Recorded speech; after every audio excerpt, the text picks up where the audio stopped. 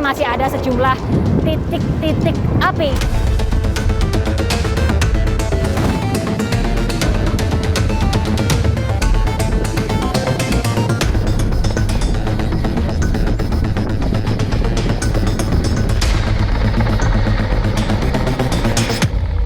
Pokoknya nggak kelihatan lah, kayak awan gitu hitam.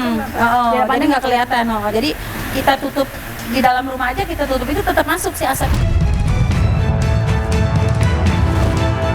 Jumlah total penderita ISPA-nya lebih kurang 394. Kalau nggak kita obati, itu akan berisiko menjadi radang paru-paru atau bronkopneumonia.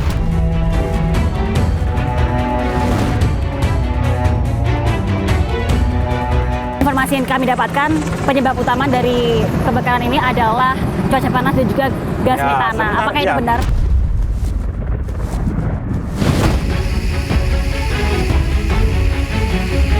Pada prinsipnya bahwa api tidak akan muncul dengan sendirinya, pasti ada pemicu. 99% disebabkan oleh manusia.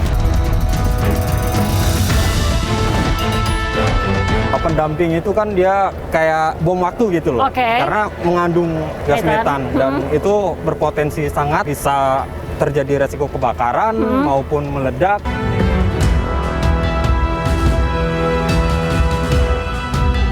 Kebakaran di TPA Jatiwaringin merupakan salah satu alarm bagi kita yang mengingatkan kita bahwa kondisi persampahan nasional itu sudah masuk tahap akut.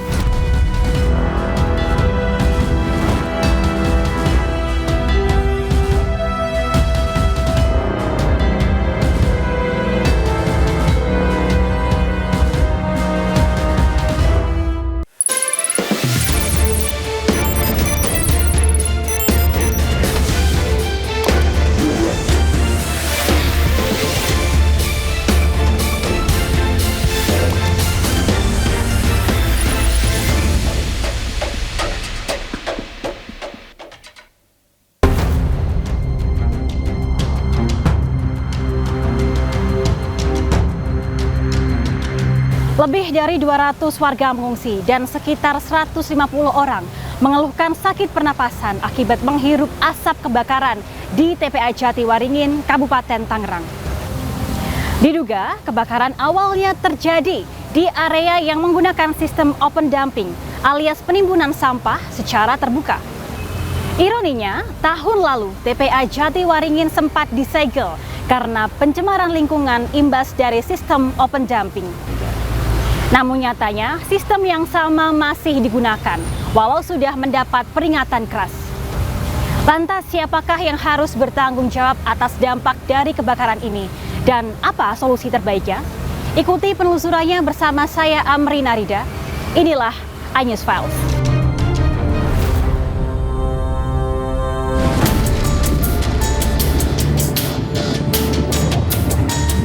Lebih dari seminggu sejak api pertama kali muncul pada Selasa 30 Juni lalu, kebakaran di TPA Jatiwaringin, Kecamatan Mau, Kabupaten Tangerang, Banten masih belum sepenuhnya padam. Sejumlah helikopter waterbombing diterjunkan untuk memadamkan kobaran api. Operasi udara dilakukan lantaran sejumlah titik api berada di puncak tumpukan sampah sehingga sulit dijangkau armada pemadam di darat. Atas kebakaran ini, pemerintah Kabupaten Tangerang telah menetapkan status tanggap darurat bencana yang berlaku mulai 1 hingga 14 Juli 2026.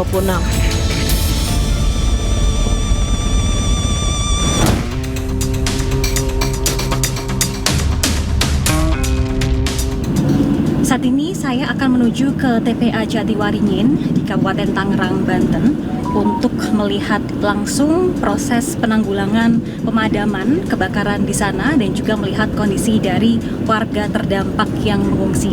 Ikuti terus penelusuran kami tim iNews Files.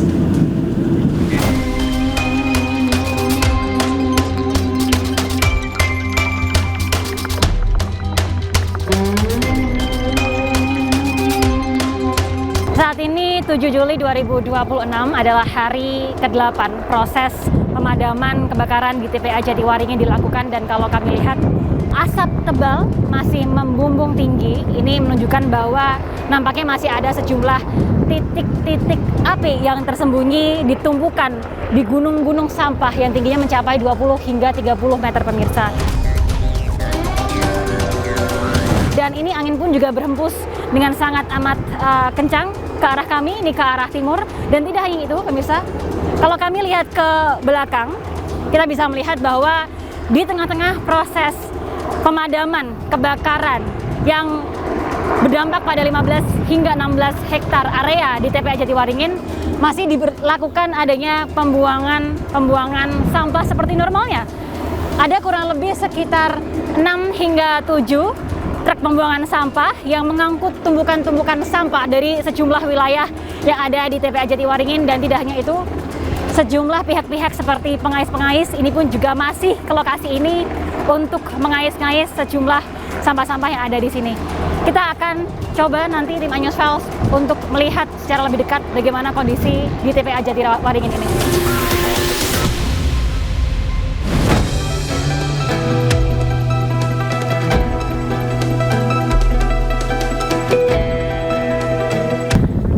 Pemirsa, saat ini saya berada di salah satu titik di TPA Jatiwaringin, dan ini saya dalam perjalanan untuk menuju ke area utara di TPA Jatiwaringin ini untuk melihat bagaimana proses pemadaman yang dilakukan oleh petugas di sini.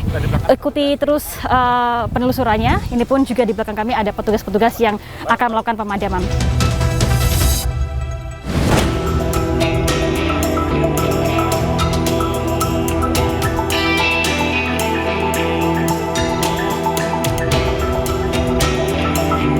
Seperti inilah kondisi di titik kami melaporkan. Kami berada tepat di atas gunungan dari sampah-sampah di TPA Jatiwaringin yang tingginya mencapai 20 hingga 30 meter. Dan selama perjalanan kami menempuh medan yang cukup terjal, dan kami melihat langsung bagaimana sampah-sampah yang sudah terbakar ini bercampur dengan tanah serta berbagai macam jenis sampah, mulai dari plastik, lalu juga pecahan-pecahan kaca yang sangat membahayakan, sehingga tentunya perlu perlengkapan khusus bagi relawan dan juga petugas yang melakukan pemadaman di sini.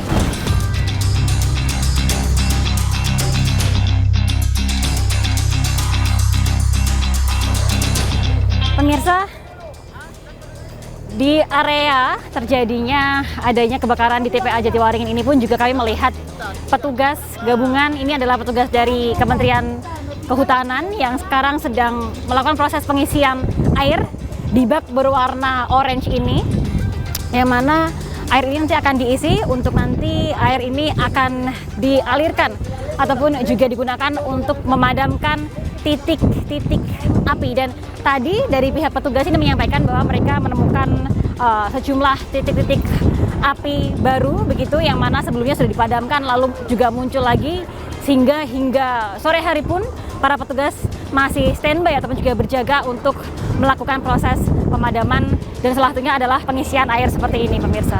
Nanti kita akan lihat bagaimana proses pemadaman yang dilakukan oleh para petugas.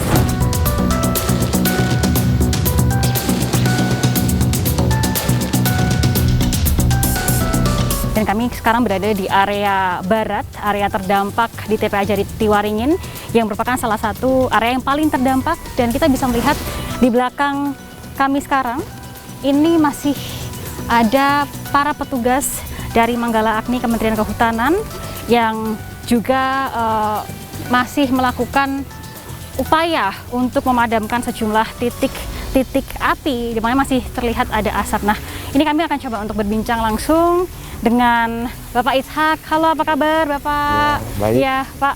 Ini mungkin bisa dijelaskan, apakah memang benar bahwa area barat ini adalah area yang paling terdampak, dan seperti apa Pak parahnya? Area barat ini, tempat kita sekarang ini, adalah area sebelah barat yang paling terdampak karena arah angin selalu dari utara barat, dan kita nampak lihat sana pemukiman. Oh ya, ada pemukiman di sana ya? Pemukiman yang memang bahwa asap ini sangat mengganggu kesehatan masyarakat. Berada di sekitar area TPA ini. Dan kita bisa lihat bagaimana kita sudah vision kita memandang, sudah nampak. Dan tadi juga saya sempat ngobrol sama warga, mereka sudah rasakan bahwa asapnya makin berkurang. Dari jam berapa sampai jam berapa ini nanti para petugas akan di sini? Mulai jam 6 pagi di sini. Jam 6 pagi. Kami istirahat, jeda ya jam 11, lanjut lagi jam 3. Oke. Satu istirahat menjelang maghrib dan istirahat, dan lanjut lagi sebentar jam setengah 8 sampai jam 10 malam. Bapak, kalau misalnya kita boleh mendekat sedikit Bang, Boleh, Pak, kita ini kan ada petugas yang sedang Memadamkan ini namanya metode atau upaya apa Pak namanya Pak? Ya, ini namanya nozzle man kita.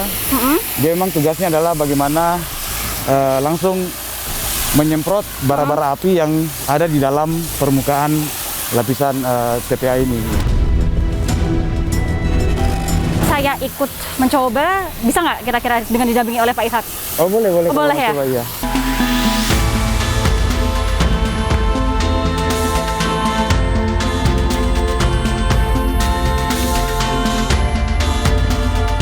Pegangnya gini. Ini tangan kiri ya? Ya, tangan kiri. Tangan Ya. kiri, lalu Tangan kanan pegang ini. tangan kanan pegang ini. Iya. Oke. Silakan disemprot aja. Ini disemprot. Di mana titik-titik yang dianggap ada apinya. Oh, yang masih terlihat gitu ya Pak ya? Iya, benar-benar. Tadi area ini juga terlihat asap Pak? Semua adalah kepulan asap, jadi kentara dari permukaan tanahnya sudah pada gosong, menandakan bahwa area ini memang terbakar.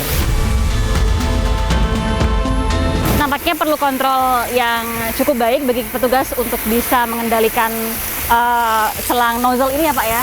Dan ini saya terlihat ringan karena dibantu oleh Pak Ishak. Ini kalau saya sendirian sepertinya cukup sulit begitu. Tekanannya sengaja kami turunkan. Oh, ini diturunkan. Ini belum high pressure. Oh, kalau high pressure mungkin saya akan Jangkauannya lebih jauh, bisa ya. terpental juga ya.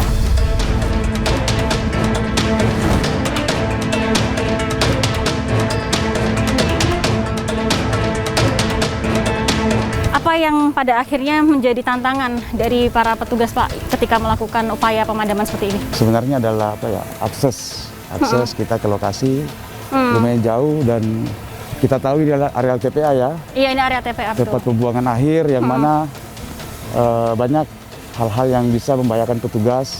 Apalagi sudah terbakar, gas-gas metannya itu sangat beracun. Oleh karena itu teman-teman yang bertugas itu standar safety-nya harus terpenuhi. Ini untuk selanjutnya, selain titik ini, titik mana saja yang masih diupayakan untuk dipadamkan? Oh iya, kalau kita melihat ke arah kanan saya, itulah titik terakhir yang mana arahnya dari timur. Oke, mungkin kita bisa jalan ke sana Pak? Bisa jalan ke sana.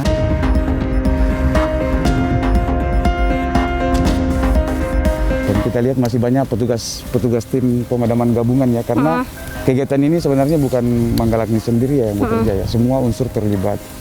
Baik dari BNPB, dari TNI, Polri, kami Manggalakni, Kementerian Kehutanan, dari Kementerian Lingkungan Hidup, ada petugas petugas damkar sendiri, termasuk juga relawan-relawan tadi membersamai kita semua, dan banyak lagi pihak OPD semua bekerja, BPBD ya, semua mengusahakan agar areal ini cepat tertangani dan bahaya yang dirasakan oleh masyarakat segera bisa selesai. Kalau dari pihak Manggalakni sendiri selama 5 hari bertugas di sini, ada hal yang ditemukan nggak sih, misalnya kayak menemukan material-material yang menjadi faktor mengapa kebakaran bisa menjadi luas atau temuan-temuan lain, ada nggak Pak?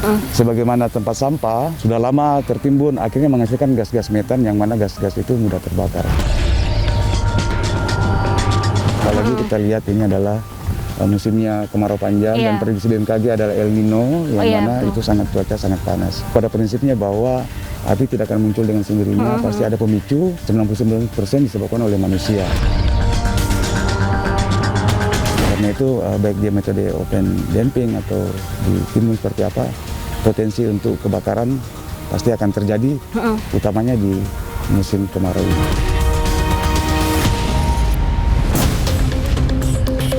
Ada ketakutan sampainya akan melebar lagi atau enggak? Atau pasti itu mah, makanya kita udah ya kalau bisa mah pengen pindah.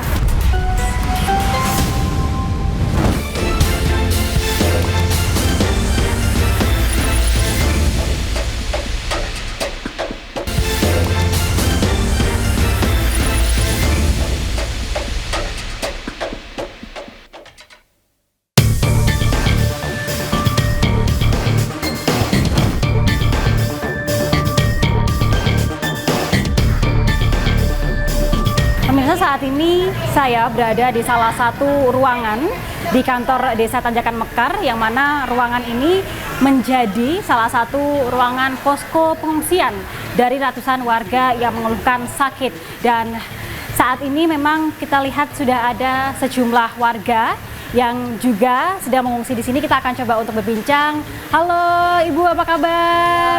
Assalamualaikum. Izin ngobrol-ngobrol ya Bu ya. Oke, gimana Bu? Sehat nggak hari ini Ibu-ibu?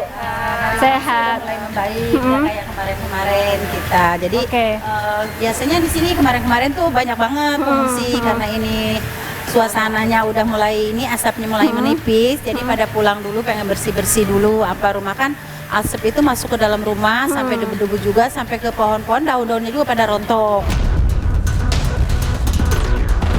Mungkin ntar sore ya habis maghrib baru pada kumpul lagi ke sini. Ngungsi ataupun juga di sini dari hari keberapa Bu pas kebakaran? Dari hari pertama kebakaran kita udah evakuasi ke sini. Memang itu asapnya udah bukan ini lagi lah, pokoknya hitam banget. Masuk ke dalam rumah. Jadi kita disuruh ke sini sama Bapak Kepala Desa. Alhamdulillah kita ditampung di sini. Dikasih makan, desa fasilitas, ya ada banyak-banyak donatur juga alhamdulillah. Apa namanya kita ngungsi ya, gitu nggak seperti di rumah sendiri. Aktivitas kita seperti biasanya juga terganggu. Gitu. Suami-suami kita juga nggak pada kerja, anak-anak juga gimana lah biasa dia main kemana-mana namanya asap kayak gini, jadi dikurung aja di sini gitu. Kalau Ibu Rohmah sendiri rumahnya deket nggak Bu dengan Deket, TPA? cuma beberapa meter. Berarti waktu hari pertama kebakaran itu asapnya setebal apa Bu? Pokoknya nggak kelihatan lah, kayak awan gitu hitam. Jadi nggak kelihatan. Jadi kita tutup di dalam rumah aja, kita tutup itu tetap masuk si asap. Dari dinas kesehatan, dari desa, semua aparat-aparat desa kita dievakuasi ke sini. TPA Jatiwaringin sebelum kebakaran tahun ini, sebelumnya pernah kebakaran juga sih Bu? Ya, pernah kebakaran juga, tapi tidak separah hari ini. Iya, dulu cuman di di pemadam kebakaran ituin langsung hilang. Tidak sebesar ini. Iya, nggak sampai kita mengungsi, nggak sampai. Kalau sekarang mah sehari pagi itu udah asapnya udah mengepul, sampai siang, sampai sore itu masih banyak aja. Ini kan rumahnya deket ya Bu ya di TPA. Ini kalau boleh tahu ada rencana untuk pindahkah Bu dulu? Kita mah pengennya pindah. Lihat kondisi sampah udah mulai banyak, jadi kita udah nggak nyaman lah tinggal di situ. Air juga udah nggak bagus, cuacanya juga udah nggak bagus. Kita udah merasa terganggu banget lah, kesehatan kita tuh udah nggak ini banget. Ibu kalau boleh tahu udah tinggal di situ dari kecil. Udah dari tanah kita, kelahiran kita. Dari kecil sampai sekarang berarti itu TPA-nya memang belum pernah ditutup sama sekali ya? Belum. Kalau dulu kan masih belum perlebaran seperti sekarang. Dulu kan masih rapi, masih inilah aman lah gitu. Terus belum nempel ke pemukiman warga. Kalau dulu masih jauh lah. Kalau ini kan udah benar-benar nempel ke pembatas itu, Bu. Ada ketakutan sampahnya akan melebar lagi atau enggak? Atau pasti itu mah. Makanya kita udah ya kalau bisa mah pengen pindah.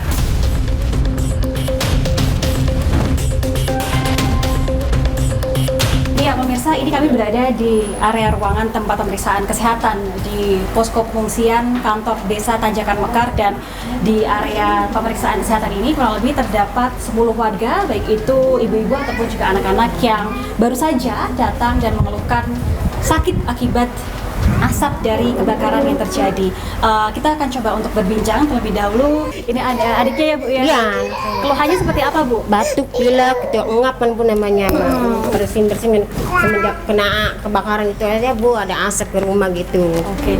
Nah kalau untuk adiknya sendiri, ini awalnya gejala seperti apa Bu? Tadinya dia muntah-muntah doang Bu. Nah, terus tapi sekarang batuk, pilek.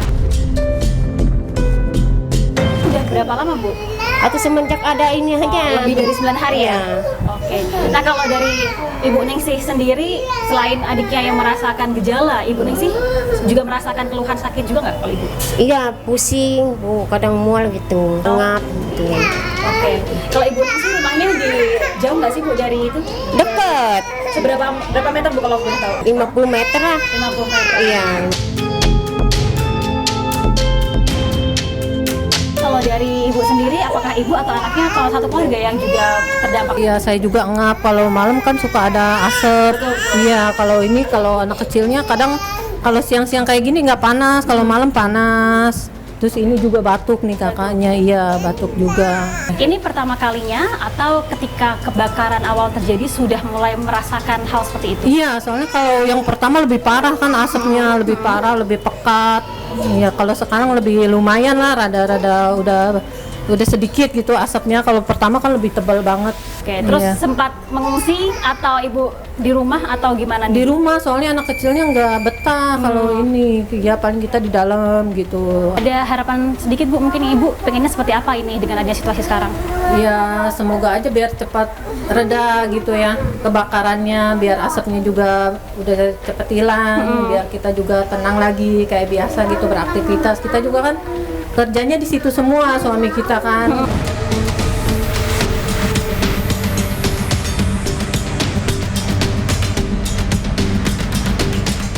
Pemirsa, kalau misalnya dari cerita yang kami dapatkan dari warga yang mengeluhkan sakit, mereka rata-rata mengeluhkan batuk, pusing, dan juga mual.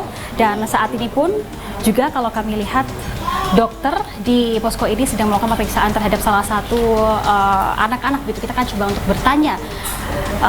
Halo dokter, dokter izin minta waktunya sedikit mungkin ya. Di tengah-tengah adanya pemeriksaan pada hari ini yang dilakukan, ini kalau boleh tahu gejala yang dirasakan oleh warga terdampak ini apa saja biasanya dok? Yang paling banyak itu ada batuk, pilek, dan nyeri tenggorokan. Itu kenapa? Karena kena asap kah? Karena kena asap, dampak asap. dari asap. Oke. Lalu kebanyakan kalau untuk yang datang ke posko ini anak-anak atau lansia atau dewasa atau seperti apa dok? Yang paling banyak dewasa. Apakah ada penanganan berbeda ketika anak-anak yang mengeluhkan sakit dengan orang dewasa yang mengeluhkan sakit atau seperti apa penanganannya dok? Penanganan kita sesuai dengan diagnosa. Kalau memang dia membutuhkan pemeriksaan lebih lanjut atau penanganan lebih lanjut, kita akan rujuk ke rumah sakit. Tapi kalau misalnya kita bisa tangani di sini, kita tangani di sini. Sejauh ini apakah ada yang dirujuk ke rumah sakit dok? Kalau untuk dirujuk ke rumah sakit ada, cuma dia bukan karena dampak asapnya. Oh, kalau untuk yang ada dampak penyerta asap, lain, ada kalau penyakit untuk yang dampak asap sebagian besar parah atau ringan atau seperti apa dok? Ringan sih, ringan Ringan. sampai sedang. Cuma kemarin ada tindakan nebulizer, itu karena memang ada riwayat asma dan asmanya kambuh. Kan adiknya ini gejalanya seperti apa bu? Ini gejala kayak gatal-gatal, kalau malam batuk-batuk gitu. Dari hari apa bu kalau boleh tahu? Sesudah kebakaran. Sudah kebakaran. Kalau dari ibu sendiri mungkin apakah juga merasakan sakit mual, batuk? Ngapnya. Sampai sekarang bu masih? Iya masih ngap. Tapi kalau ibu minum obat juga nggak sih bu kalau ibu? Sembuh sih kalau minum obat, kalau nggak minum obat nggak ngap lagi. Gitu.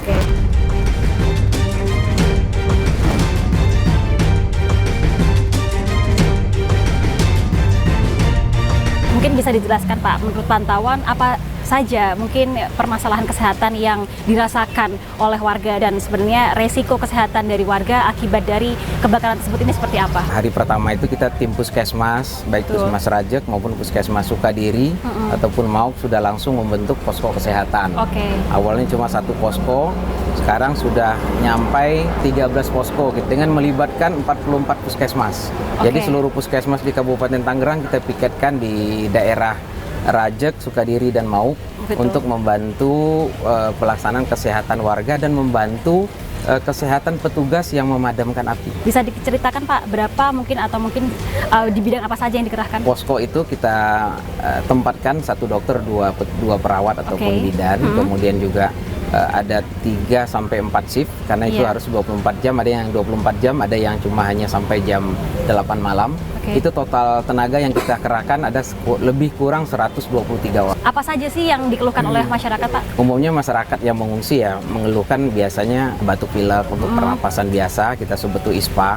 Sampai saat ini lebih kurang 913 orang yang sudah kita layani. Kemudian jumlah total penderita ISPA-nya lebih kurang 394.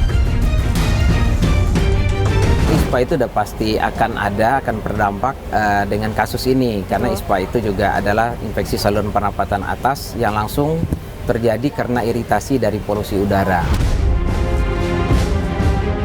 Biasanya sih kalau cepat kita obatin itu hanya berkisar 3 sampai 5 hari. 3 sampai 5 Tapi hari. kalau nggak kita obati itu akan berisiko menjadi radang paru-paru atau bronkopneumonia.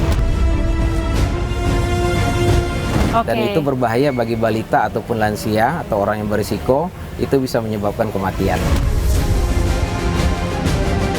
Tapi alhamdulillah di Kabupaten Tangerang karena segera kita tangani, jadi tidak ada yang ISPA menjadi bronkopneumonia atau yang harus kita rujuk ke rumah sakit.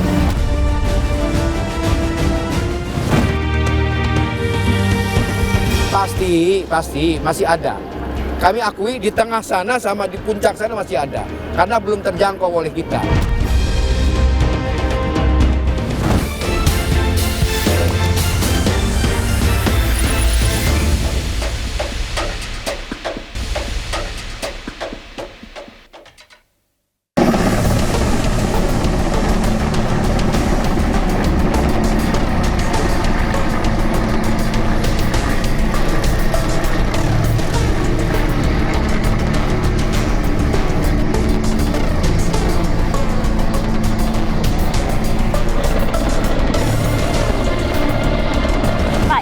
Tadi kami tim Ayus kan sempat melihat juga ke area utara begitu ya, dan diperlihatkan juga oleh petugas. Kalau dari pantauan Brigjen Johan sendiri, ini sebenarnya situasi sebelum dan sesudah adanya 8 hari ini seperti apa sih Pak perbedaannya Pak? Hari pertama di tanggal 30, hari kedua kita langsung setting pembagian sektor ya. Jadi saya bagi sektor di sini utara, tengahnya, selatan. Mungkin bisa kita lihat perkembangan. Jadi solusi-solusi yang sudah kita tembus ya, mana sektor-sektor yang tidak bisa diatasi oleh satuan damkar ataupun Manggala Agni, kita datangkan 4 unit waterbombing.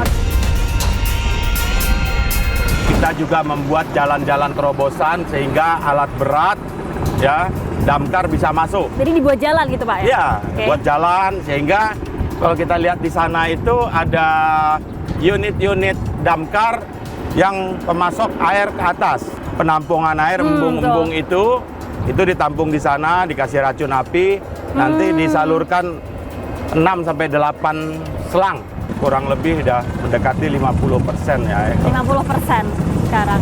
Kalau kita lihat juga 8 hari dengan seluas ini begitu ya Pak ya, ini kendalanya bagi para petugas dalam menanggulangi kebakaran di TPA Jatiwaringin ini apa yang ditemukan Pak? TPA ini kan berisi beberapa material ya, kita ketahui ada yang mudah terbakar, kertas, plastik, dan mengandung gas, ada angin. Betul, angin ya, jadi besar sekali ya. Jadi asap yang ada sekarang ini, apinya nggak ada kan, tapi apinya itu, panasnya itu ada di perutnya ini Mbak, itu bukan TPA ini. Makanya dioptimalkan, dipercepat kita pembasahan ya. Jadi waterbombing, damkar, kawan-kawan dari Manggala Agni itu semuanya itu sambil memadamkan sekaligus pembasahan sehingga tidak melebar kemana-mana. Kami juga berkoordinasi dengan kawan-kawan dengan BMKG kapan ada awan di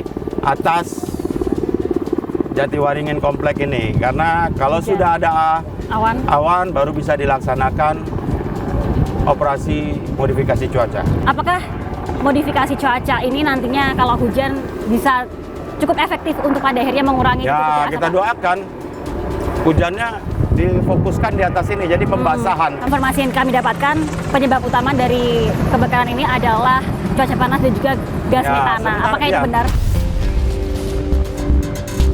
Kita kan sekarang sudah disampaikan, sudah memasuki kemarau. Namanya TPA, tempat pembuangan sampah itu kan bermacam-macam sampah kan, mudah terbakar, yang cepat panas kayak begitu. Bisa jadi karena cuaca yang panas bisa menimbulkan api. Berapa lama sih kira-kira akan tuntas? Secepatnya. Ini kerja sampai jam, Mbak, makanya sampai mana? Sampai jam 22. Ini sampai jam 22 ya Pak ya. Berarti untuk saat ini area yang terpantau terdampak ini berapa hektar Pak? 14 sampai 15.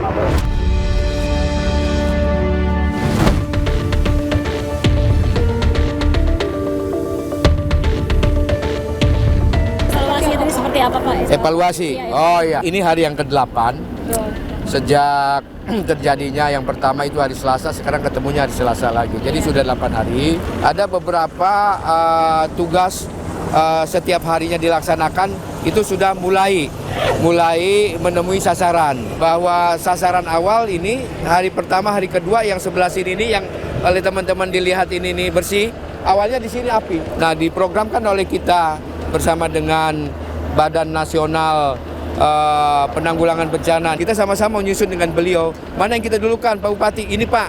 Oke, ayo kita bareng-bareng. Selesai kan? Dan ini juga sudah mendapatkan hasil yang baik. Jadi sudah ada beberapa titik api yang tadinya itu muncul, tapi setelah ada upaya akselerasi program yang oleh Manggala ini, alhamdulillah sudah api sudah tidak ada, terus juga asapnya pun sudah ada. Hanya memang kendalanya ini angin. Angin ini kan kalau pagi memang dia rendah sekali dia tiupannya. Ya, tapi kalau udah lewat jam 7, jam 8 sampai dengan malam itu besar sekali angin. Sehingga angin itu membawa asap atau membawa api yang satu titik ke titik yang lain. Inilah yang menjadi kendala kita. Oleh karenanya kami semua di sini secara terpadu, secara terintegrasi bersama-sama, semua pihak bergandeng tangan untuk segera bisa menyelesaikan, mengatasi persoalan yang ada di TPA Jatiwaringin. Pasti masih ada. Kami akui di tengah sana sama di puncak sana masih ada, karena belum terjangkau oleh kita. Makanya dibantulah penyiraman melalui heli. Jadi program water bombing ini, ya. Jadi alhamdulillah heli juga sudah 5 hari di sini. Kami juga terima kasih kepada BNPB yang sudah membantu heli ini. Saya kira ini akan terus kita jalankan. Semuanya alhamdulillah bergandeng tangan.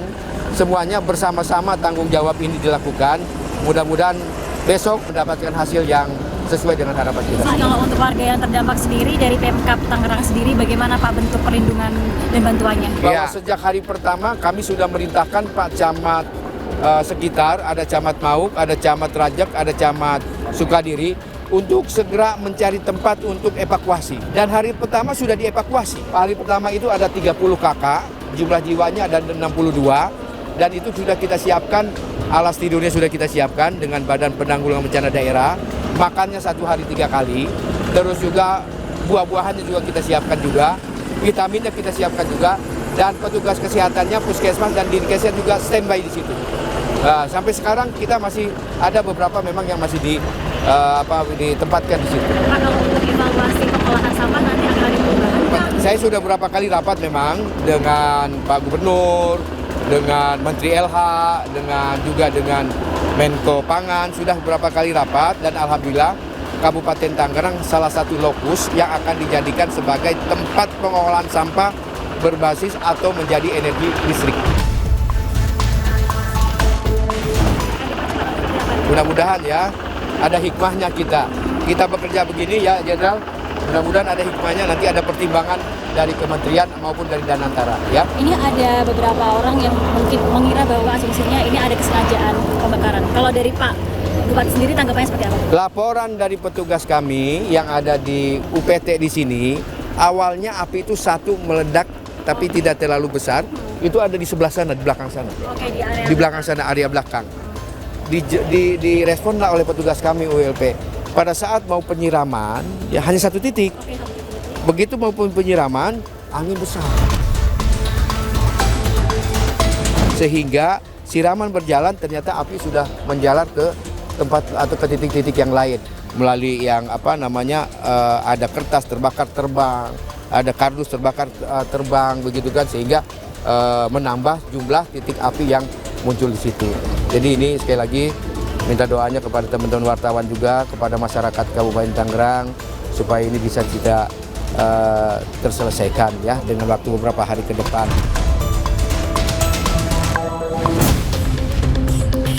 Sistem yang masih digunakan di sini kan open dumping. Iya. Nah, open dumping itu kan dia kayak bom waktu gitu loh. Karena mengandung gas metan, bisa terjadi resiko kebakaran maupun meledak.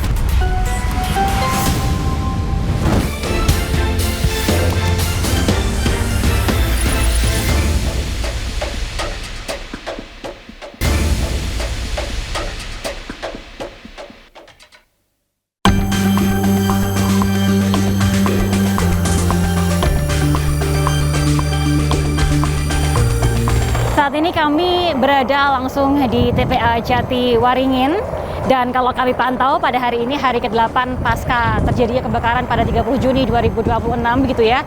Proses pemadaman masih terus dilakukan. Kami melihat juga masih ada kurang lebih sekitar 5 ataupun juga 6 mobil pemadam kebakaran yang masih terus berusaha untuk bisa memadamkan api di tumpukan-tumpukan sampah setinggi 20 hingga 30 meter, dan juga helikopter ini pun juga dikerahkan untuk memadamkan api yang hingga saat ini ataupun juga kebakaran yang masih saat ini terjadi di TPA Jatiwaringin.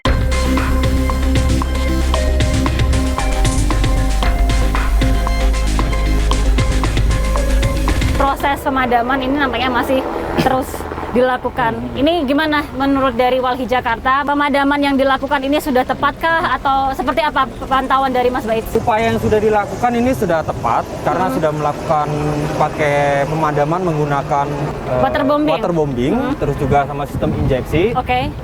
Itu sudah tepat, tapi ada beberapa catatan yang memang perlu dicari lagi solusi-solusinya supaya tepat, karena kebakaran kalau kita menggunakan waterbombing itu hanya meredamkan api dari permukaan saja, tapi waterbombing ini cuma di permukaan doang.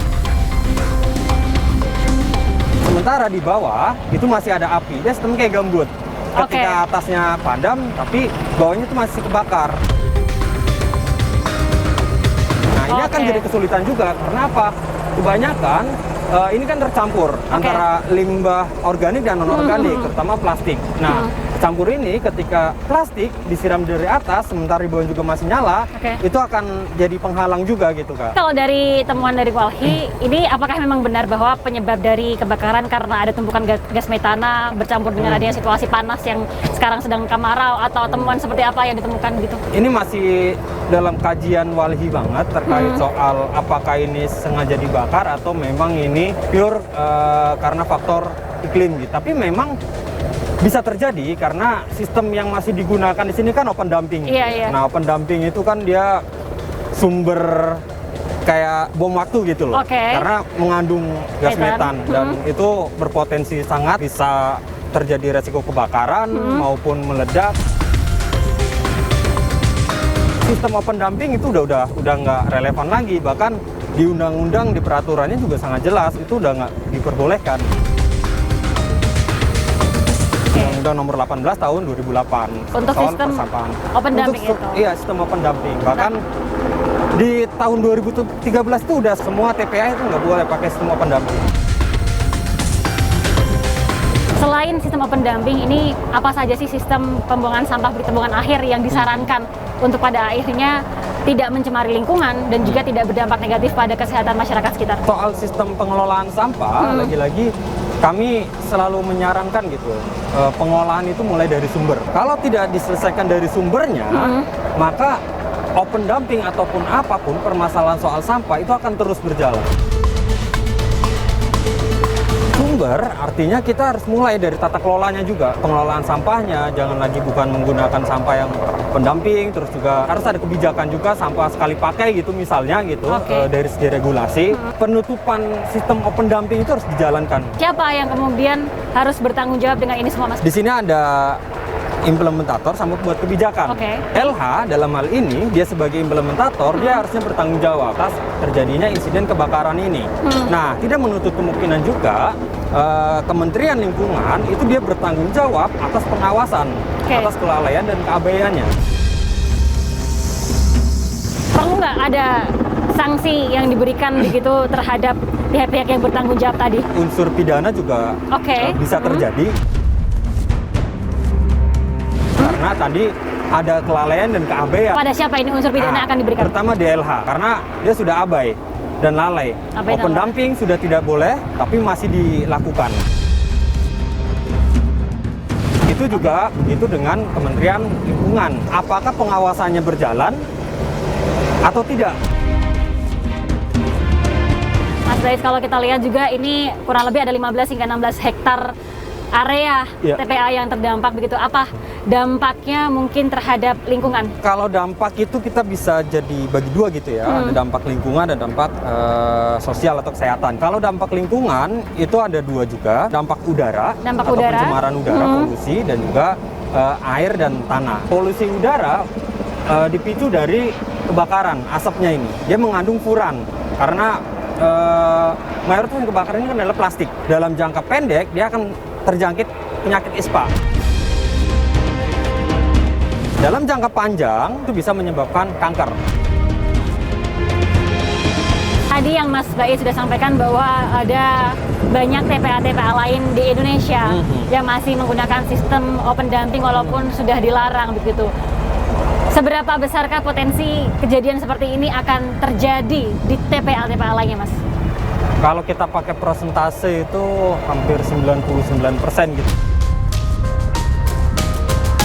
Karena 99%. Open dumping ini kan resikonya bukan soal kebakaran juga, tapi longsor dan bahkan meledak. Salah satu kenapa undang-undang persampahan ini muncul dari tragedi di Lui Gajah gitu ya, yang kemudian meledak karena gas metan dan menyebabkan korban jiwa yang banyak.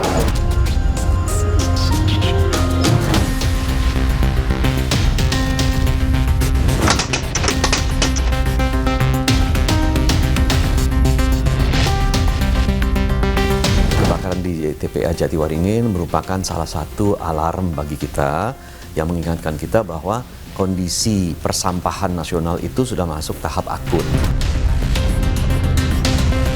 Sekarang ini kita sudah memberikan solusi melalui pengembangan dan pembangunan pembangkit sampah energi listrik, sehingga seluruh sampah-sampah yang saat ini masih dikelola secara landfill itu nanti bisa dibakar di insinerator dan menghasilkan energi bersih, energi terbarukan. Nah, kondisi di TPA Jatiwaringin merupakan salah satu bentuk bahwa adanya gas metan dengan muatan yang tinggi di TPA-TPA itu mengakibatkan kebakaran. Belum lagi kita lihat beberapa waktu yang lalu di TPA Bantar Gebang terjadi longsor ya, sehingga rubuh yang menyebabkan korban jiwa. Jadi saya kira kondisi di TPA itu sangat rawan kebakaran, kecelakaan dan lain-lain, sehingga perlu ada penanganan khusus terhadap penanganan masalah gas metan dan cairan yang memang bisa menyulut api.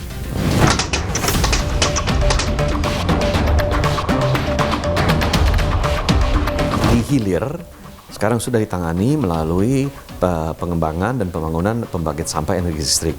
Tetapi di hulu juga perlu ada penanganan dari aspek pendidikan masyarakatnya, agar masyarakat bisa melakukan pemilahan sampah, bisa melakukan sirkuler sampah untuk mengatasi jumlah sampah yang akan dibuang di hilirnya. Kedua, juga perlu pengelolaan TPA-TPA saat ini.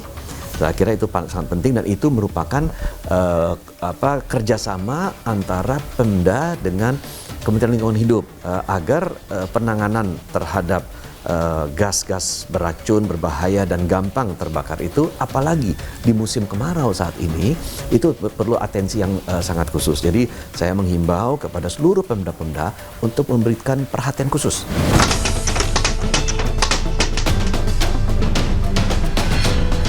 Kan memang Tangerang itu merupakan salah satu di antara daerah prioritas untuk dibangun pembangkit sampah energi listrik, karena daerah-daerah di kawasan Jabodetabek ya, Jakarta sendiri, Bogor Raya, kemudian Depok, Bekasi, Tangerang Raya, itu kan daerah-daerah penghasil sampah yang sangat besar. Pemerintah sudah memandatkan agar daerah-daerah ini mendapatkan prioritas untuk pengembangan pembangkit sampah energi listrik. Sementara kita menunggu sampai pembangkit sampah energi listrik ini beroperasi, jeda waktunya bisa 1 tahun, bisa 2 tahun. Nah, ini harus ada penanganan sampah dan ada intervensi dari pemerintah daerah agar sampah itu tidak kemudian menimbulkan bahaya ke depannya.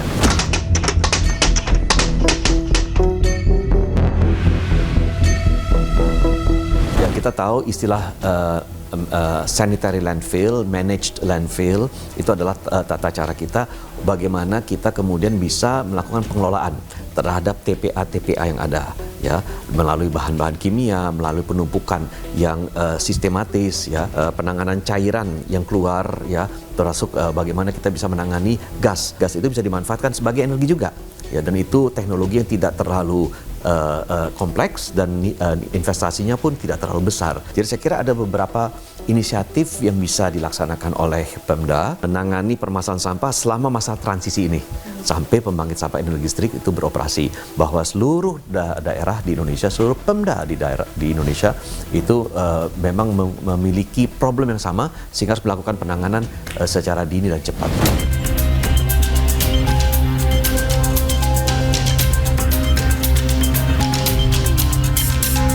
Kebakaran TPA di Jatiwaringin bukanlah peristiwa biasa, melainkan bentuk kelalaian dalam tata kelola sampah.